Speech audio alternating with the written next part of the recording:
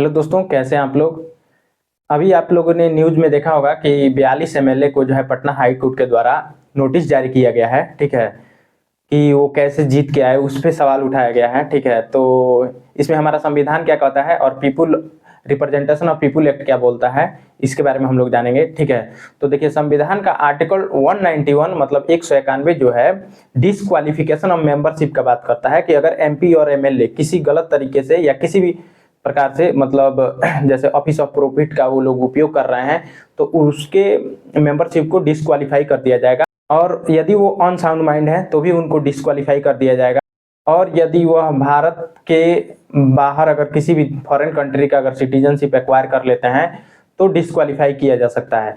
लेकिन representation of people act 1951 का section 8, 10 और 123 डिसक्वालिफिकेशन के बारे में बात करता है। सेक्शन 8 ये कहता है कि अगर किसी भी एमपी या एमएलए को अगर 2 साल या उससे ज़्यादा की अगर सजा हो जाती है तो वो डिसक्वालीफाई कर दिया जाएगा। ठीक है, और सेक्शन 10A जो कहता है कि इलेक्शन एक्सपेंसेस को अगर इलेक्शन कमीशन को सही तरीके से नहीं बताया गया है, जैसे मान लीजिए कोई एमपी है या एमएलए है, अपने इलेक्शन में ज़्यादा रुपए खर्च किया लेकिन उसको सही नहीं बताया, गलत तरीके से रिप्रेजेंट किया, तो भी उसको डिसक्वालीफाई किया जा सकता है।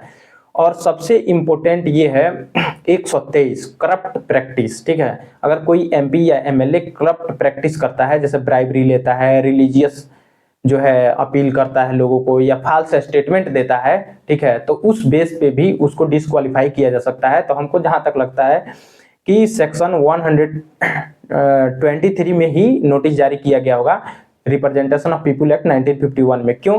क्योंकि इसमें ब्राइबरी है, रिलीजियस अपील है, ठीक है, और मतलब इनकरेक्ट अगर इंफॉर्मेशन देते हैं, ठीक है, जैसे फाल्स एफिडेविट देते हैं, तो उस पे अगर मान लीजिए आप जीत के आ जाते हैं और फाल्स एफिडेविट दिए रहते हैं तो कोर्ट में चैलेंज किया जा सकता है कि इन्होंने अपने एफिडेविट में गलत जानकारी दी थी। जैसे मान लीजिए कि उन पे कोई बहुत सारे क्रिमिनल चार्ज थे, उसमें कोई क्रिमिनल चार्ज छुपा लिए कि मेरे पे ये क्रिमिनल चार्ज नहीं है या पहले से था। ठीक है, तो किसी भी रिकॉर्ड को छुपाना और छुपा कर इलेक्शन में खड़ा होना और जीतना, अगर कोई चैलेंज कर दिया, जीत गए हैं, चैलेंज कर दिया, तो भाई आपको डिसक्वालीफाई किया जा सकता है। और 10th शेड्यूल इंडियन कॉन्स्टिट्यूशन में 10th शेड्यूल भी डिसक्वालिफिकेशन के बारे में बात करता है। लेकिन सबसे महत्वपूर्ण है section 123 representation of people act 1951। इसमें जो है 123 जो कहता है कि अगर कोई करप्ट प्रैक्टिस करता है, ठीक है, मान लीजिए जीतने के लिए कोई करप्ट प्रैक्टिस, जैसे पैसा बांटना, ब्राइबरी मतलब घूस देना, ठीक है,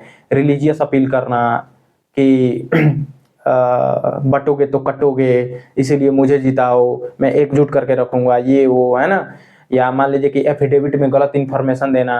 तो ज़्यादातर हमको लगता है कि एफिडेविट में गलत इंफॉर्मेशन देकर बहुत लोग जो है अपना इलेक्शन जीते हैं। तो इस पे नोटिस जारी किया गया 42 एमएलए को। ये जानकारी आपको कैसी लगी कमेंट में जरूर बताएं, और भी इससे रिलेटेड कोई भी आपको की क्वायरी हो, क्वेश्चन हो, तो कमेंट में जरूर बताएं। Thanks for watching.